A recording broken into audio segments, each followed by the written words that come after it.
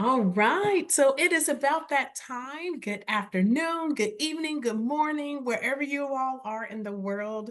We are just so excited that you have decided to spend your afternoon with us, or your morning, or your evening, learning about building your college list. So before we delve into our conversation during our time together, there are a few housekeeping notes that we want to ensure that you are aware of. This particular Zoom session will be recorded. And so if you happen to be in school or on vacation or on the way to work or whatever your responsibilities or engagements are, just know that this particular recording will be available to you after today. And so just know we look forward to engaging with you in that virtual space. It is also important to know as well that we want to hear from you. So you will find that there is an active Q&A feature as a part of this Zoom, whether you are using your mobile device or your laptop or even maybe a tablet as well. Please feel free to submit your questions as we will be moderating these conversations and we will be answering many of your questions live today, especially if you are coming to this process as a rising junior, a rising senior, or maybe a parent, a guardian, or high school counselor. We want to hear from all of you as well. And again, of course, we acknowledge that several of you are in different parts of your college journey. Some of you, you're getting your feet wet a little bit. For many of you as well, you are embarking on this process in the next month or two. And so we want to ensure that you are equipped with all the information that you need. And wherever you are in the process, we are just so glad that you are here. And so before we begin today, of course, we want to introduce ourselves.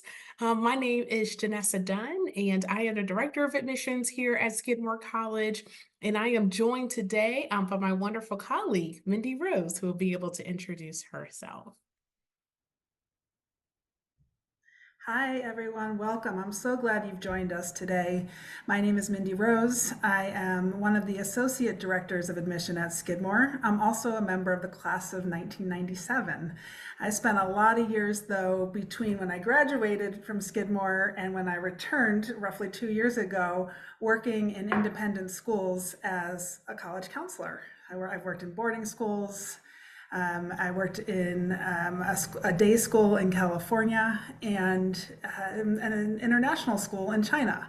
So I'm hoping to be able to bring to you tonight or today some of the learnings that I gleaned from my 17 years as a college counselor. Excellent, excellent. And we're so excited to have a conversation this evening, Mindy. And as you all have heard, Mindy has a wealth of experience working with students from a wide variety of backgrounds in different school settings. But of course, at the end of today, we want to ensure that you have the information to empower your own building your college list process. I will share with you, of course, that we have some questions that we would love to ask you, but please feel free to use the Q&A feature because we will certainly want to infuse your questions as we are navigating this process. And so let's go ahead and just start off a little bit, Mindy, and let's talk about where do I start? If I am a high school rising senior, rising junior, where do I start? What advice do you have to even commence this process? Thank you for that great question, Janessa. And that is often the first question I hear from rising seniors, rising juniors, parents, just depending on where you are in your college process. Knowing how to start and build momentum is the first thing to understand. So, my advice is to think about your college process as like a large capstone research paper that you've become accustomed to doing as you move your way through your high school experience. So, in that way, I want you to think about what works for you organizationally. Are you somebody who loves digital folders? Are you somebody who prefers paper? Are you someone who's really visual and you might find that photographs or other visual triggers are useful to you? Think about how you are as a learner and be prepared to apply that same lens to your college process. And at the same time, think about how your college process really is a capstone moment for you whether you're just starting to conceive of what this might mean for you, or whether you're moving into the actual application stage in earnest, you're going to want to think about all of the skills that you've learned in high school: critical thinking, strong writing, and especially how to evaluate sources. Uh, and you're going to move all of those learnings to the college process. Some students, especially when you're moving into the senior year, some students can find it really helpful to think about their college process or their application process as almost an additional class. Sometimes that feels burdensome to think of it that way, but to a lot of students, it feels really helpful to know, well, I know for my classes, I spend this much time on it in any given week. So if I dedicate a similarly structured period to my college process, I know I'll make progress. So that's where I recommend you begin. First, by really beginning to frame the college application process and list building as an extension of your high school work already, and think really seriously about what works for you in high school and apply those learnings to this work. Excellent, excellent. And Mindy, I'm so glad that you were able to talk a little bit about how to compare building your college list to an academic class or an academic experience. And I know sometimes that can feel a little bit overwhelming because look at it, we're in June, and it may Right. be wrapping up the summer or wrapping up the semester for the summer break. And so the last thing you probably want to hear is, okay, I have to take another class. But I think one of the beautiful pieces about this process, just as you mentioned, and the very first thing that you mentioned, Mindy, was what is important to you? How do you best learn? Do you prefer learning by having a sheet of paper on a pen, using a pen, for example? Do you prefer using your notes section on your phone to jot down notes? Do you prefer to soak it all in and to gather as much information as possible before beginning that processing? And so there's this ownership, right, that comes along through this process. And so, Mindy, as we lean into that ownership a little bit more, can you share a little bit about the role of the student, the role of a parent or a guardian, and also the role of a high school counselor in building on this list? And of course, knowing that many of our students are representing a wide variety of educational experiences. Of course, yes. So it at its best, the process really is a triad, a relationship between the student who is at the top of the triangle, and then the parents and the counselor, or that may be if that may be a school counselor, it might be an independent school counselor, maybe a CBO counselor, international school counselor. There's lots of different figures in that third piece, but somebody who represents your work outside the family is a really important collaborator beyond the parent and caregiver. So for the student is should take charge of their process, because ultimately it will be the student who will be attending the college. And so we really want to underscore how important it is that the student engage in the process of learning about what matters to them and why, what's worked for them and why, because all of those learnings will transfer into a positive college experience.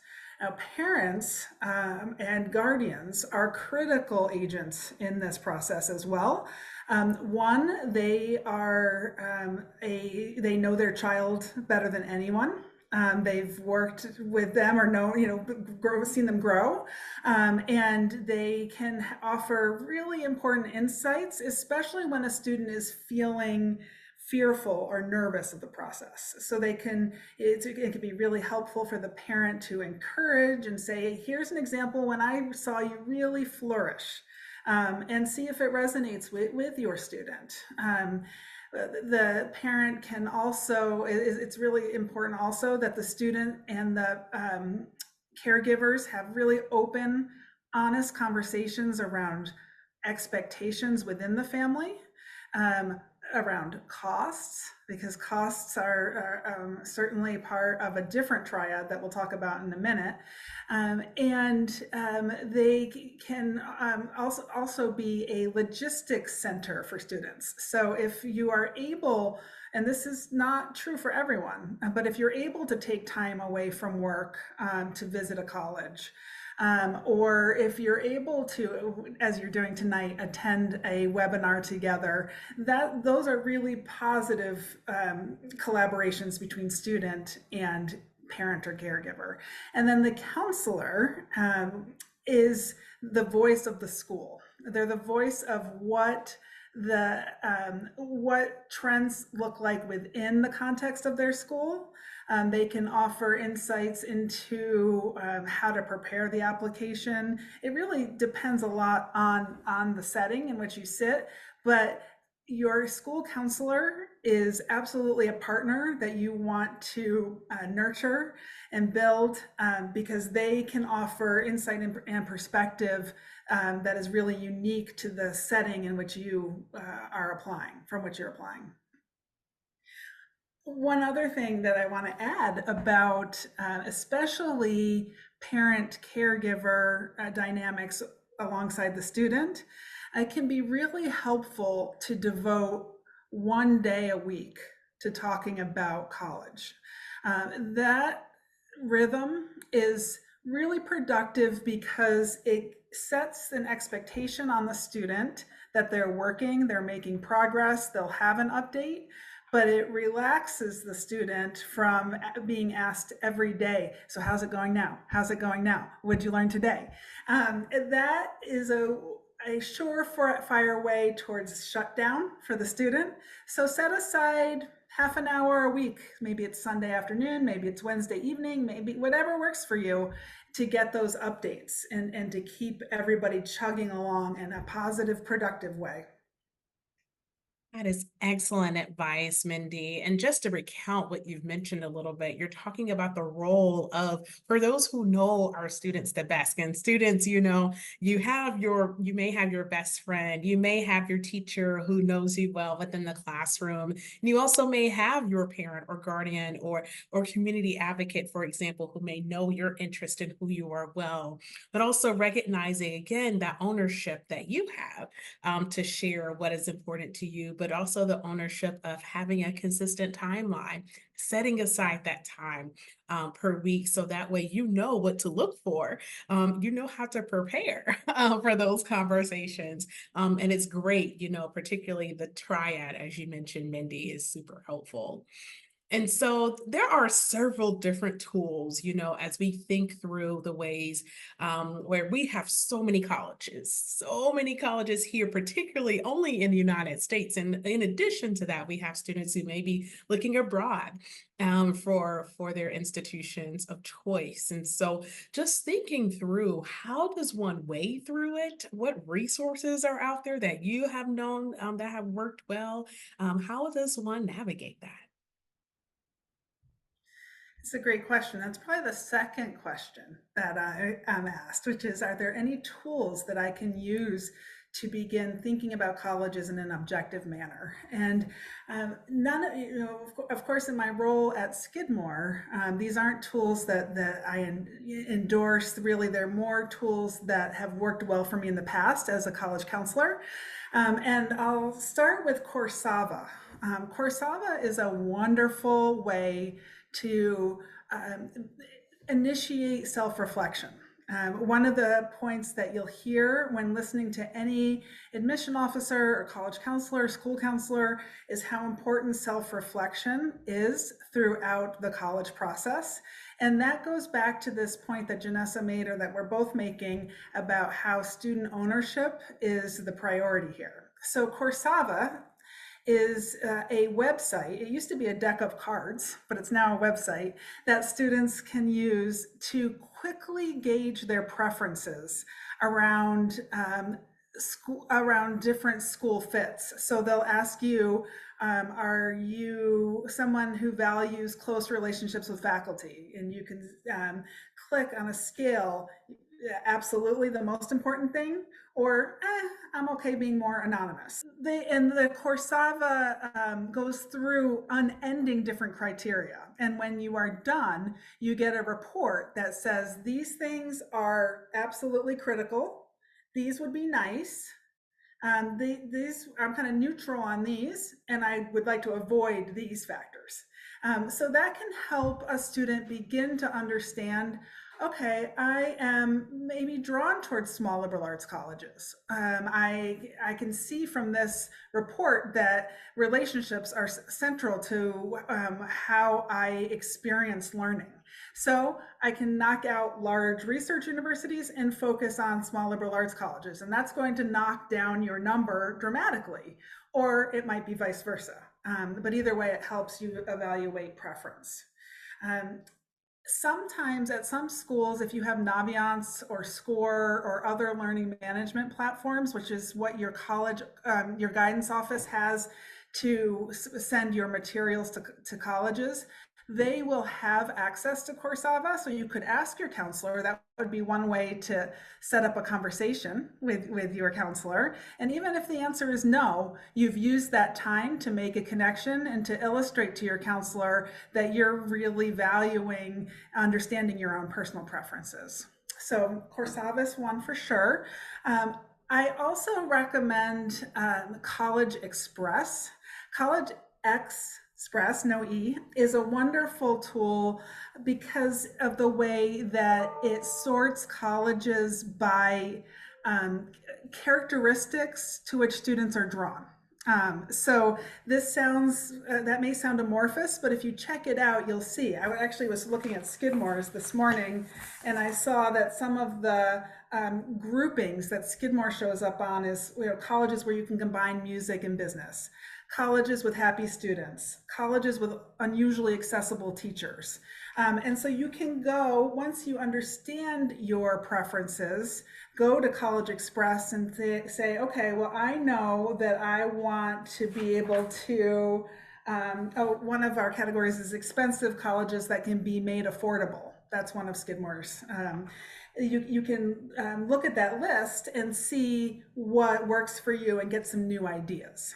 And then once you do that, I recommend the Fisk Guide to Colleges. This is a book, an old school book that is wonderfully helpful because it has both lovely narrative for any parents who are on this call. Sometimes we talk about it as though it's the Zagat of college literature. If you remember the Zagat guides, they're restaurant guides that would take quotes from surveys to create a narrative about a restaurant. Well, that's true about the Fisk Guide as well. And it's a great way to learn about the particular quality, the kind of ephemeral quality of an institution before getting into the car or on an airplane to visit a school. So the Fisk Guide is something that I recommend. It's written by college counselors, and they're sharing their knowledge with families to understand culture and potential fit.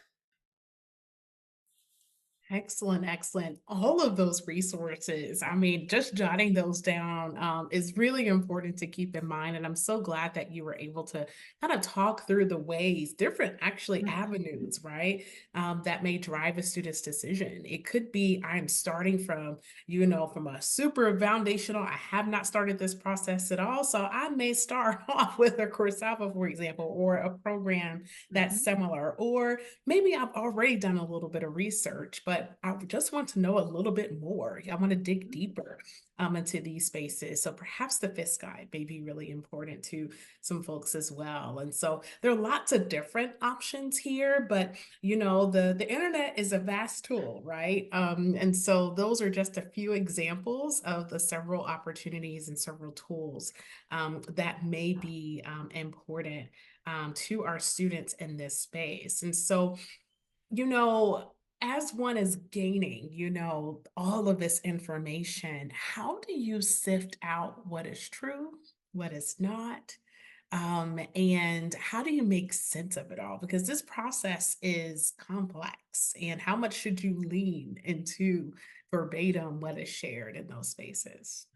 That's such a good question. The market is saturated with actual experts and kind of so-called experts in college admission. So trying to find the difference between a strong authority and someone who is at worst taking advantage of a vulnerable period in life can be challenging. But this is why we began with sort of framing the college process as a research paper or a major capstone experience, because it can be really important to sort through both primary and secondary sources. So secondary sources look like articles that are written about about what a difficult year it was in college admission because of various factors.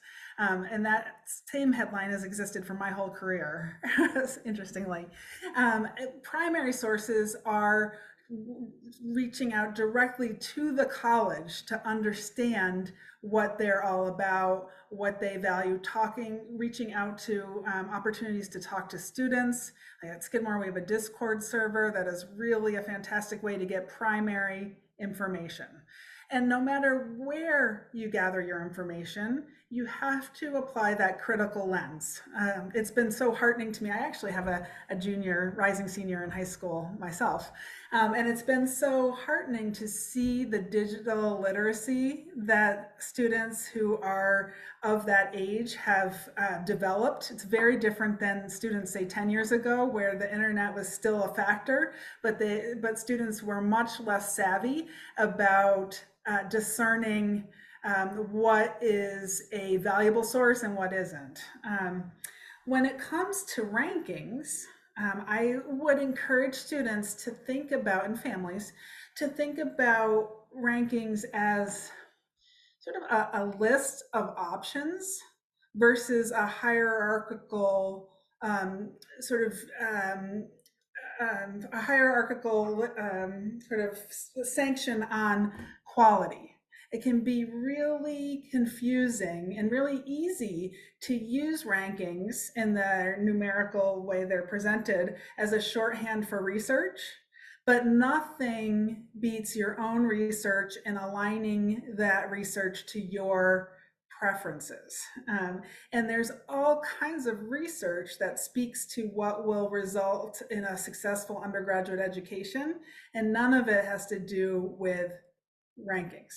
So think about rankings as a list of options, not a sort of goal to attain a certain number, because there's so much subjectivity. Thank you for that, Mindy. And just to recount a little bit about what you've just mentioned there, it is a very complex process. One, there are many different types of institutions. You hinted on, a research institution, a liberal arts college.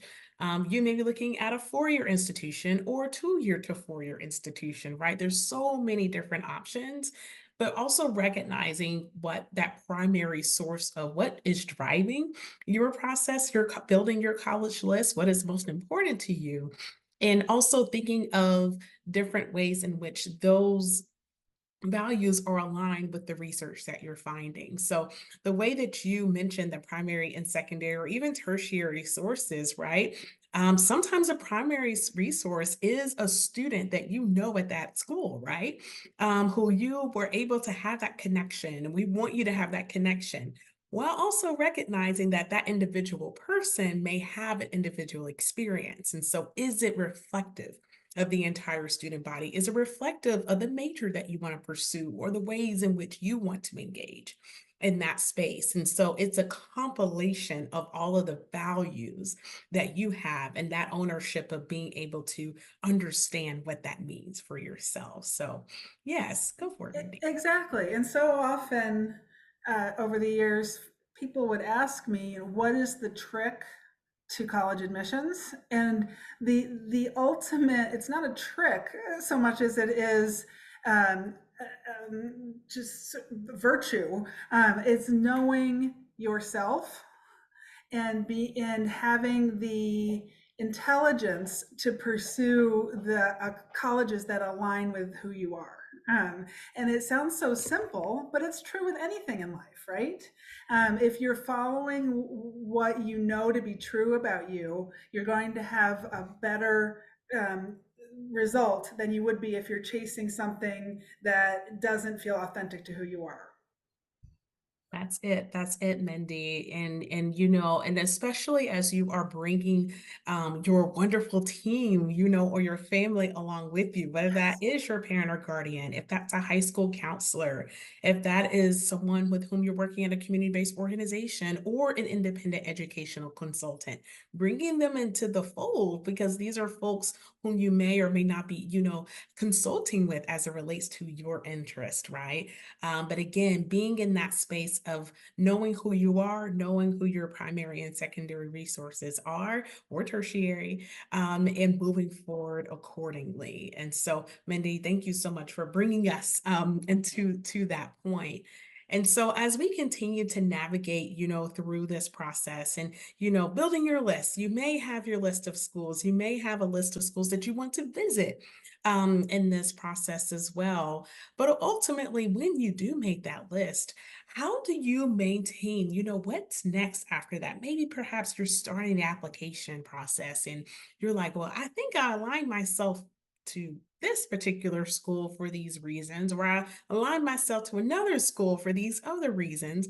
Like, is it okay to have multiple areas? And can you share a little bit about that? It is so okay. Sometimes students in the past have said to me, I can't decide if I like research universities or liberal arts colleges. And the answer is it's okay to have both on your list. And similarly, I don't know if I want to study business or if I want to study dance or if I want to study English or biology. The answer is it's okay to not know. There is no uh, disadvantage to you unless you're asked to apply to a certain program at an institution. For example, at Skidmore, everyone comes in undeclared, even if they have a sense of what they want to study. But there are colleges where they ask students to indicate a school to which they are applying, whether it's a business school or an engineering program and so on. Um, One of the first questions to ask yourself is, what is my level of certainty around my potential area of interest? And am I prepared to attend this college if my interests change entirely? Which I know from experience working with 17 to 20-year-old students, change is pretty regular, happens regularly, and it's something that usually represents important growth. So I think that know that it's okay to sit in some uncertainty. And one of your jobs is to evaluate how flexible do I want my prospective colleges to be. Um, because not only am I using the information I know about myself now, I am also preparing for my future self, which is the hardest part of this process for 17, 18-year-olds. It's hard to know what your future self might look like, but you may have some kind of tingling sense. And it's planning around that. It's leaving room to grow. That is really important. I love that. That's absolutely wonderful. And as you can probably tell, it is definitely a reflective process, right? And it does require some inward work and some dedicated time to really go through. And so, Mindy, can you share a little bit about for those perhaps who are thinking about staying close to home, moving further away from home, maybe even going way far from home, or thinking about all of these different options, what would you say are some of the core tenets of that college or building your list, that one should consider, in addition to the resources that you mentioned? Absolutely. So location is really important. And I think that especially over the last few years, we've really thought about, and I'm thinking about since COVID, we've really thought about what is our personal threshold towards distance. It's a very personal question. No one can answer it but you. But there are some ways to test yourself around um, distance. For some students, it's really important to them, and this may be one of those parent-student conversations in that piece of the triad. You know, it's really important to them to be able to drive to the college. And for some students, that the threshold for a day's drive might be 4 hours. For some, it might be 6. There's no right or wrong answer. It's just worth thinking about.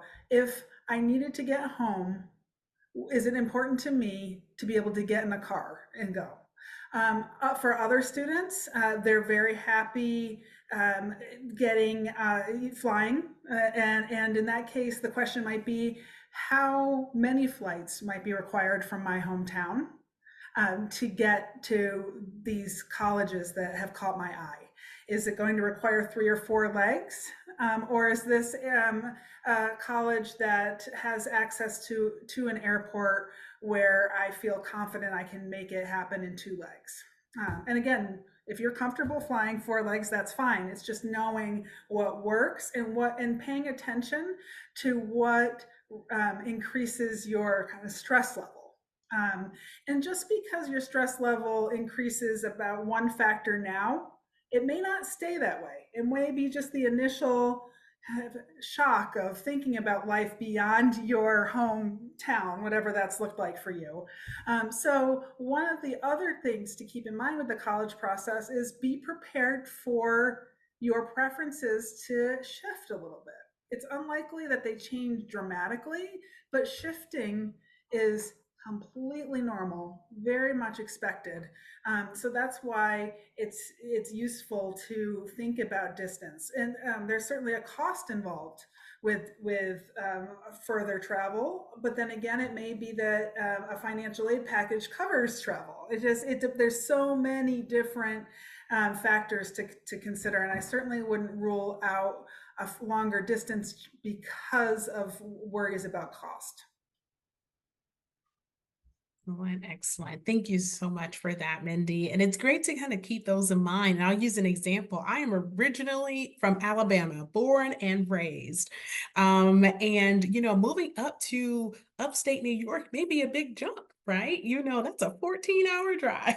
If I wanted to take, that route or thinking of those options. But, this particular institution may have the exact program that they want. It's the smaller arts college, and I'm actually willing to look at it, right? To explore in these different areas. Or you may be thinking about the bi-coastal experience. You maybe want to go out west, for example, or internationally for your experiences. And so, just as Mindy has mentioned, I think it's really important to keep in mind that your interest and your kind of sometimes that emotional process, it will shift, right? Because it is deeply reflective. It is asking, what do you want, right? What is exciting about you? What is driving your passions? And it's all right if it starts off pretty large and then narrows as we continue to progress. We've noticed since the pandemic that some students are, in fact, waiting a little bit of time before making those college visits, for example. We're seeing an array of different pieces. Some may be waiting until senior year or after a student is admitted, in that space. And some of you are like, I'm ready to understand now. I want to see what's of interest. But understanding wherever you are in these processes, just to give yourself some grace and space to navigate it and to move forward, and allow yourself to change your mind if you need to, before you make that final decision. And so, Mindy, yes, go for it. Well, I was just going to add such wise points, and one of the best parts, or one of the more positive outcomes of the pandemic, is that colleges have gotten a lot better, Skidmore included, at virtual programming, creating opportunities for students like this event. But this is more of a general event. If you're interested in learning about, for example, financial aid, we have a webinar that introduces families to financial aid. There's just a lot of content that comes not only from us, but from colleges across the country that make it a lot easier to understand the institution before making that visit. Exactly, exactly. Those digital platforms are wonderful, to be able to digest this information, including those who may be watching us through a recording, as well. So Mindy, as we continue to go through this college list in this process, of course, it inevitably impacts the actual application, the applying to college factor, right?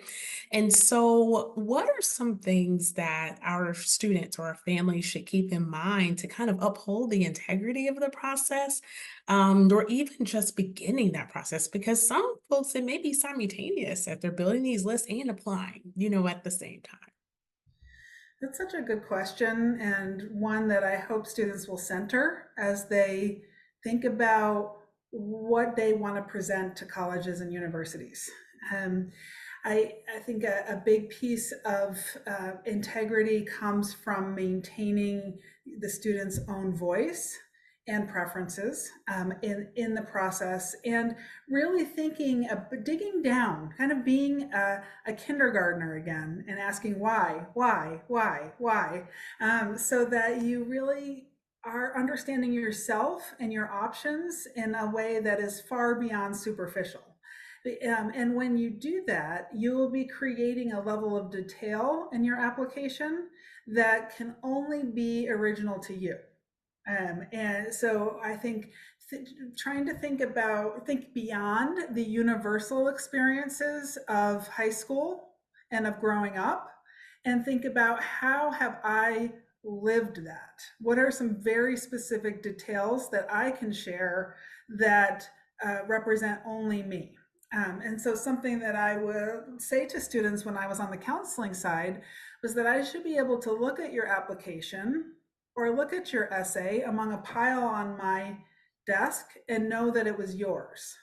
And even if there's a group of students whose everything is theater, for example, and they could all talk, if they were not digging down, they could all talk about their involvement in a way that sounds remarkably similar.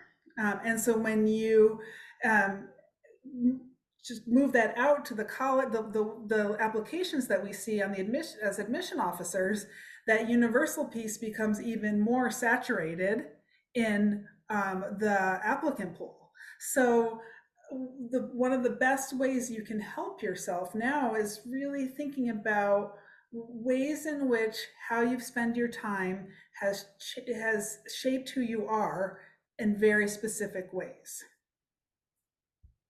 That's right. That's right. I really appreciate that reflective moment, and especially because for several folks in the Zoom space, you will be beginning this process in a couple of months, and so we want to ensure that you feel as informed and as empowered, throughout this process as well, but also that you can be who you are, and we are excited, to see who you are as well, and so a little bit about my experience. Of course, I'm at a wonderful liberal arts college in upstate New York, but my background is also at a private research university or a larger private liberal arts university or a large public regional university with over 20,000 students. And so there's so many different ways that you can present yourself into those different spaces. And that I found my identity in all of those different spaces, right? It just looks differently, right? And so don't necessarily funnel in too narrowly, because at the end of the day, you will find your match. It is being able to take a look at the spaces that at least meet what your needs are and your values at the end of the day. I agree with that. And I would say that it's part of the empowerment of moving through the college process to begin to understand I could be successful and really delighted in a number of these different settings. And that is ultimately a reminder of how capable and competent you are as you work your way into your young adulthood. That's a really good feeling. And so, yes, you may have preferences within your list, but your goal is to apply to a group of colleges, all of which you'd like to attend. Now, that sounds silly, but often it happens that students will add to their list colleges that they're not as excited about or knowledgeable of. And your goal is to treat each college on your list as it begins to go from here to here the same. You want to really use similar strategies to research them. And then when it comes to putting together your application, I think it can be useful to think about a pizza.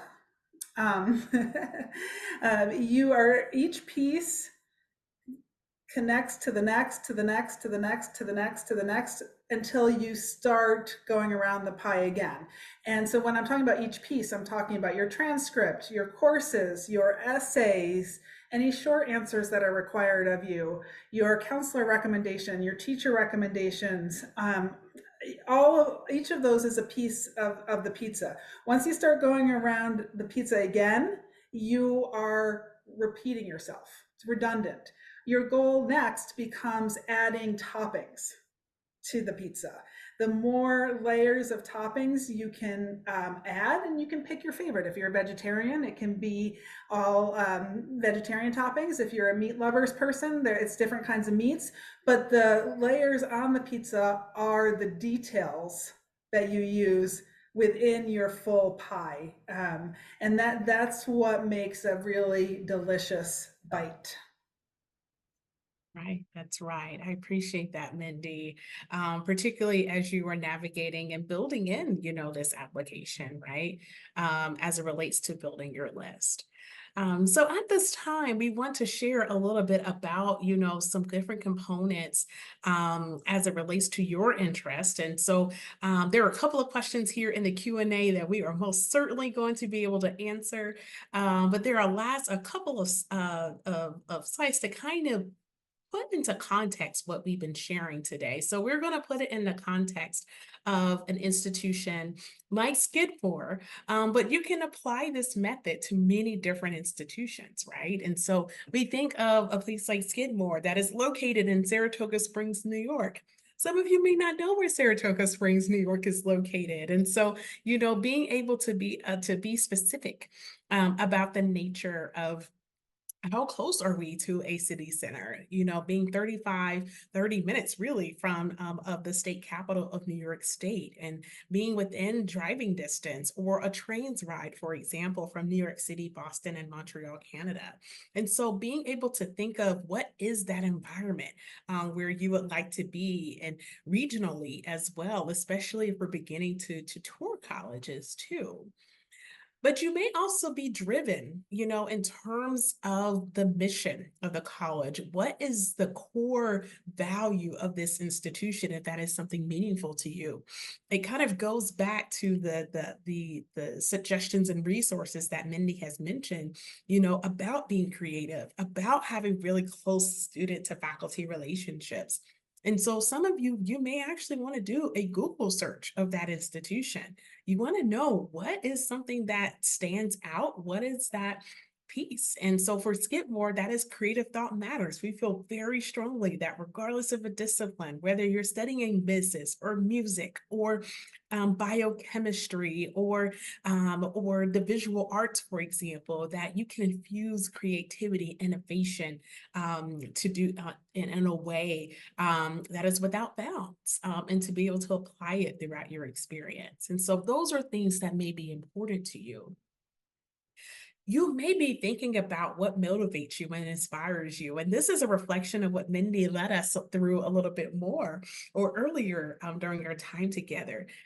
What inspires you inside and outside of the classroom, not only when building your college list, but also thinking through, for example, how do you reflect on the essay topic that you want to start on? That's maybe really great brainstorming options for you as you continue to move forward. What activities are important to you, whether that is school related, if it's a part-time job, volunteer work, for example, perhaps it may be research. What do you look for in a community? Is it really important for you to be alongside folks who are interested in sports, or those who may be a little bit more introverted and love those small, close-knit communities? And of course, just as Mindy mentioned, do I want an institution that's close to home or far away, right? Or maybe a little bit in between that you're willing to explore a little bit.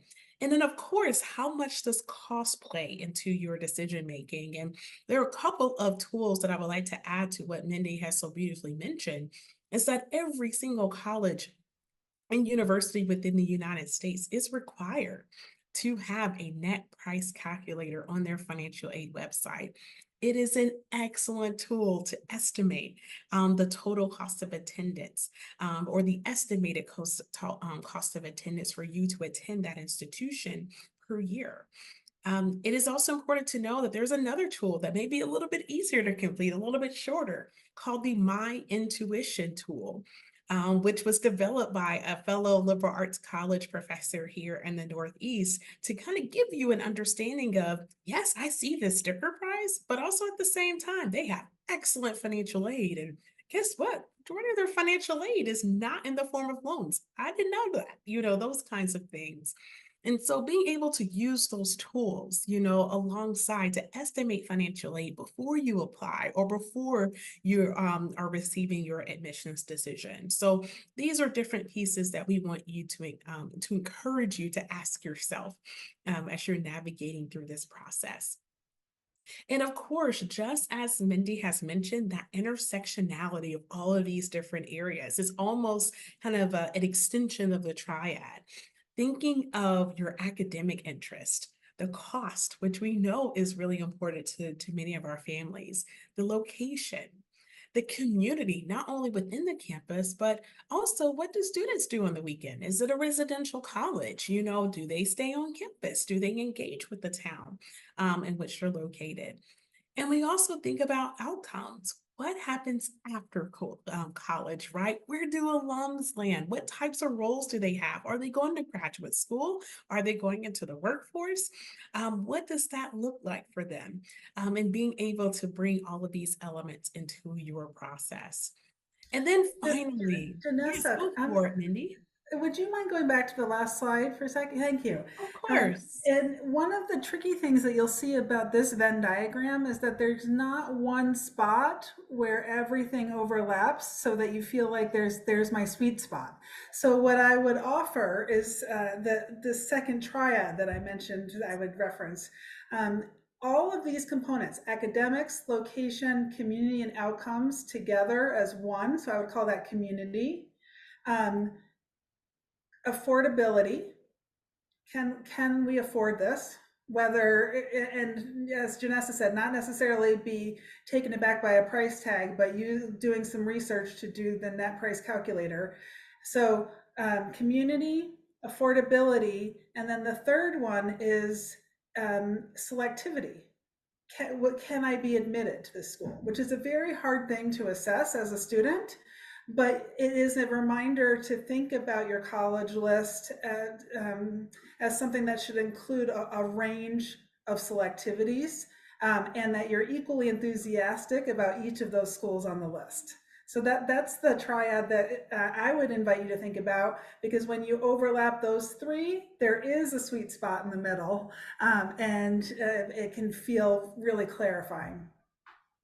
That is excellent, Mindy. And do you mind re-emphasizing those elements that you've mentioned just one more time? Absolutely. So, looking at this slide about the intersectionality of the college search, there's a reference to academics, community, outcome, and location.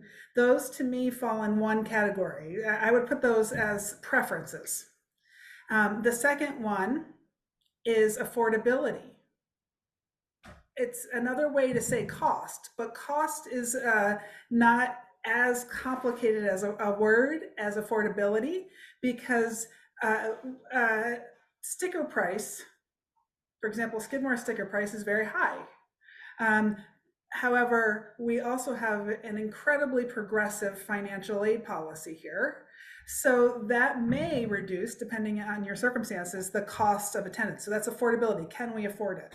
And then the third one is selectivity. If every school to which you apply is at a 3% or 5% admit rate, that's going to be a recipe for a lot of heartbreak, even among students who are very, very, very strong. And those are schools that can be hard to, they're just, it's unknown who will ultimately be admitted. So you want to be sure that you're including schools with a range of admit rates, so that you will be sure to have options that you're really excited about. Excellent. Thank you so much for emphasizing those elements, right? And that intersectionality, but also thinking through these different terms, right? Affordability and cost. Affordability is kind of going a step further, and thinking about what those options look like within the context of that school. And of course, that does require research, right? So thank you for that, Mindy. And of course, finally, being able to kind of bring it all together, staying organized is really important. Mindy mentioned a little bit earlier in our conversation, for some of you, you may want to have it written down on a piece of paper. For others of you, it may be a Google Doc, or the note section on your phone, but keeping track of your notes is very important. And in doing so in a way that allows you to continue to build upon it. Like, for example, you're here to engage with us through a virtual session. But there are some in-person opportunities, or you may find a representative at your school or in your area with whom you may want to engage.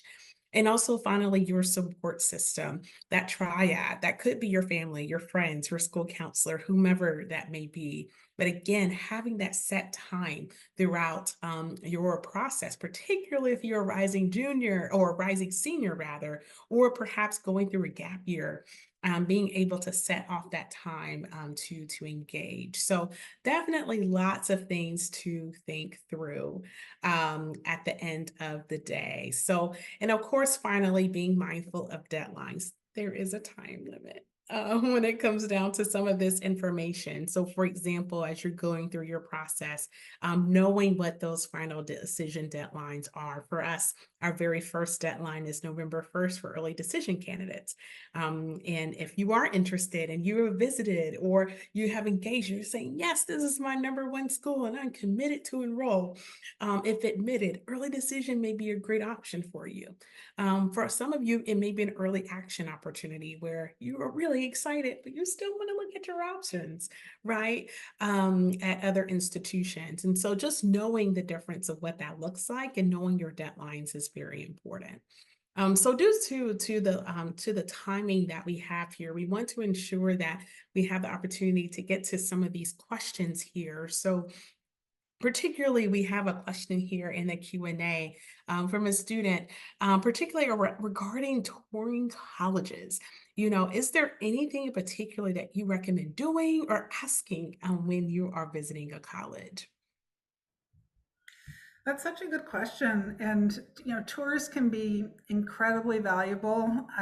And they're a way to hear a student's voice generally, sometimes more than one student, depending on how the college arranges their tour guides. And even more than that, it gives you the chance to wander around the campus and begin to make connections between your preferences or your dislikes and that institution. So I always recommend that students who are visiting colleges spend time in the student center. Look at the hangings on the bulletin boards. That can show you an incredible amount about what's going on in a campus community, what the college values. Always, if you can, pick up a campus newspaper. Some campuses print them still, a good number. Some you'll be able to find the information in the newspaper online, but that will give you an idea of any hot button topics that are happening on campus. The student journalists are always on it. They've always got the tea. So you want to look and see what topics have consumed the paper recently. Depending on your priorities, you might ask about campus safety. You might ask if there's a chance, depending on when you visit, whether there's a chance to connect with a faculty member. Often it can be, it's really on the student to reach out to faculty, but sometimes you can get some guidance from either your tour guide or from the admission officers on how best to direct your time. But again, think about it as accumulating primary sources. Your tour guide is but one voice. And if you're lucky, you'll be aligned with someone who really resonates with you and is having an experience from which you can gain a lot. Sometimes it doesn't happen that way. I know it was always heartbreaking for me to have a student come back and say they really liked the college, but the tour guide just didn't work for them. Like, oh, that's just one voice. If you find that happens to you, then I would recommend, or even if it doesn't, connect with a range of students through virtual events, different panels. If colleges have a Discord like we do, or some other kind of ambassador chat situation, just keep accumulating information and use that tour as a starting point to kind of situate yourself within that particular college. That's right. That's right. I love that, Mindy. And I will also, if you happen to be on a college campus, I always like this method. Go up to someone random, like a few people, just a few people, Yes. and say, "Hi, I'm visiting today. Curious to know a little bit about your experience," just as a sample, just a Mhm. sample, just kind of if you're in a dining hall, or if you're on the quad or outside in that space. That could be a really awesome way to engage a little bit. Now, of course, again, that person may not be representative of the entire institution, but it also could give you a little bit more insight, right? Maybe that secondary or tertiary experience, right? That may be important to you about that community, or what is something that you like most about Skidmore? That's a great question to ask as well. I completely agree. Reaching out to students you see or faculty, depending just the whoever is around, to talk about their experience can be so valuable, particularly if you're feeling like you're having a hard time understanding the institution beyond the superficial level that's presented outward from, say, the website. No better way than to get somebody unscripted to talk about what they think and what they're experiencing. Absolutely, absolutely. So there are a couple of questions here in the chat that talk a little bit about the application process. And, this is a simultaneous process. So it's a twofold question, and I'm happy we can both answer these. And so the first is, when should you apply to colleges? How much time should you give, as you are approaching this process?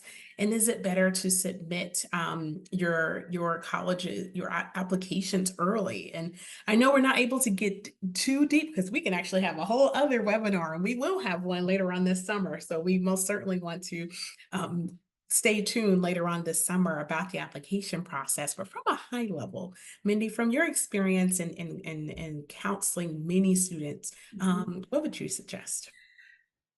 It's a question that comes up a lot. Students sometimes wonder if they might be advantaged if they submit their application several weeks before the deadline. My response to that has always been, and I think this proves true as I've transitioned back to the college side, is that the right time to submit your application is when it's ready and before the deadline.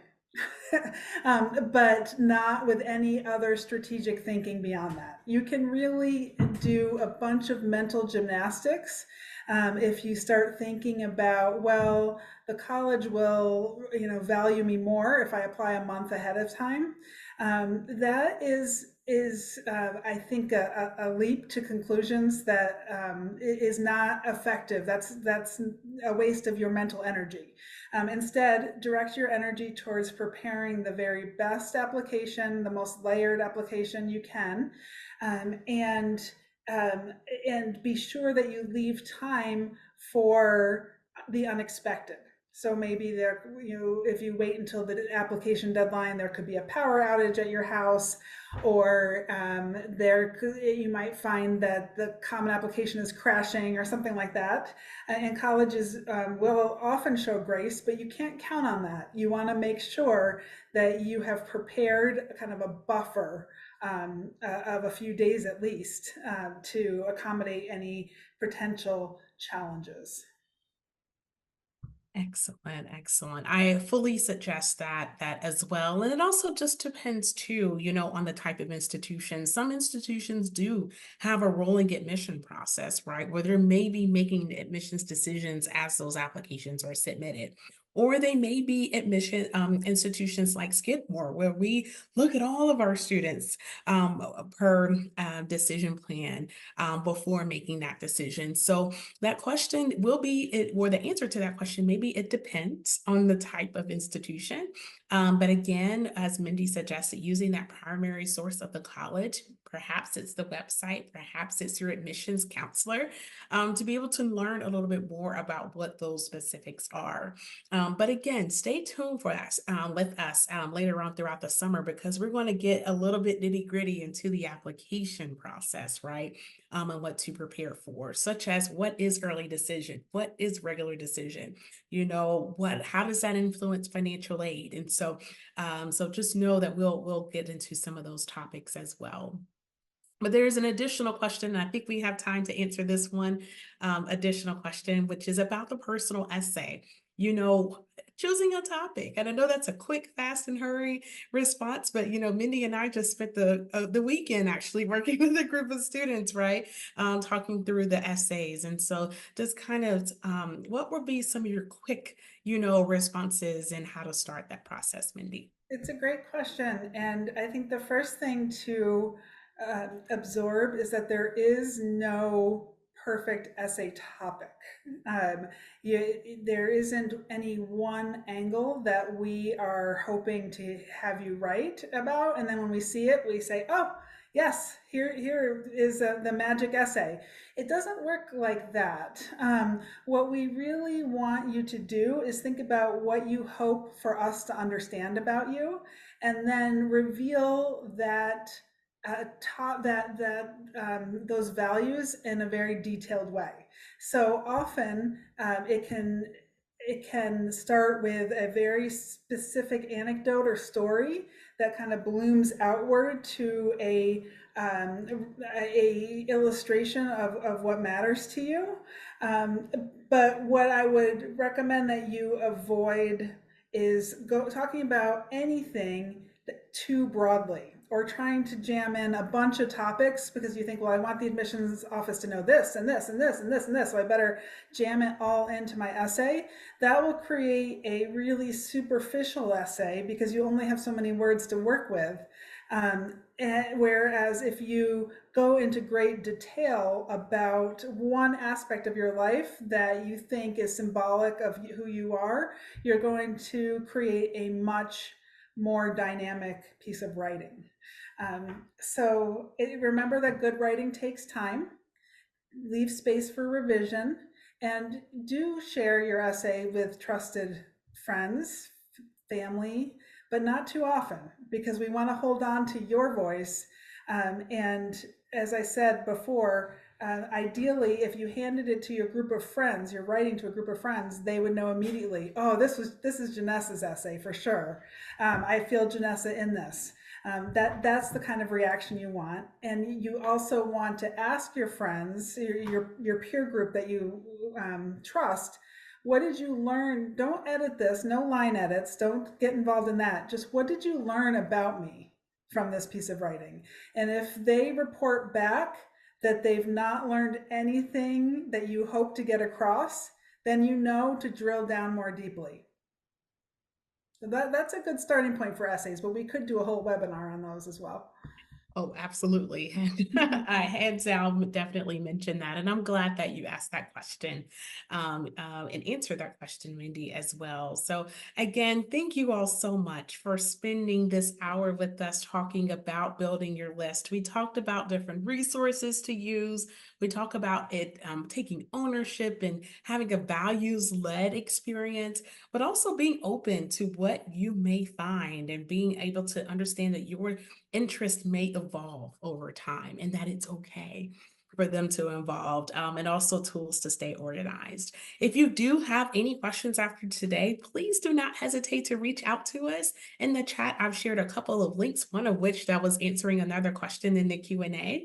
regarding the business and music that may be specific to Skidmore, which is really wonderful.